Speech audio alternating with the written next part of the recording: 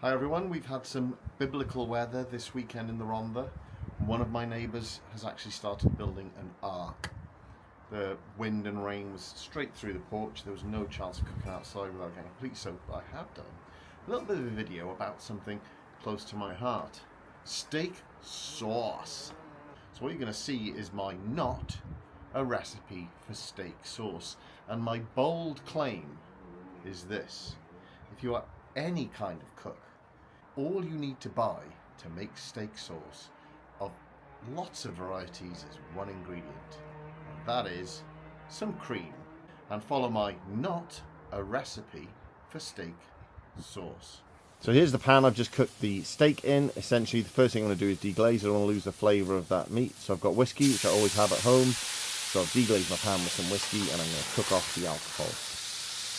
I've cooked off the alcohol. There's a little bit more whiskey because, hey, you gotta love whiskey. Now I'm going to add a little stock. This is some beef stock I had at home. And this is what I'm talking about when I say it's not a recipe. Don't go out and buy a load of ingredients unless you're not the kind of person who's got stuff in their kitchen. Use what you have. So I had whiskey, I had stock, so I've put both those in as my first ingredients for my steak sauce.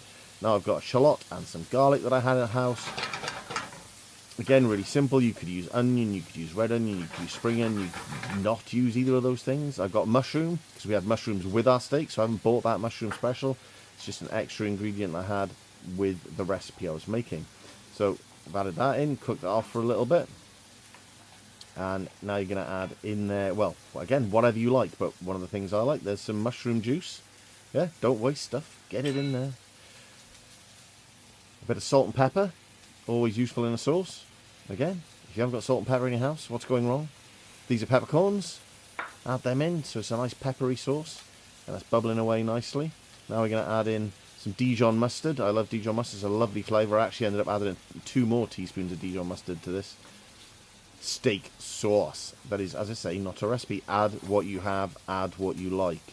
Just use the pan, deglaze it, adding a bit of extra liquid because it wasn't quite wet enough. And here, the only ingredient that I don't usually have in my fridge, double cream. Add some double cream and use that to finish your sauce. And that is going to be a beautiful sauce for steak to go with our asparagus and our mushrooms and our steak.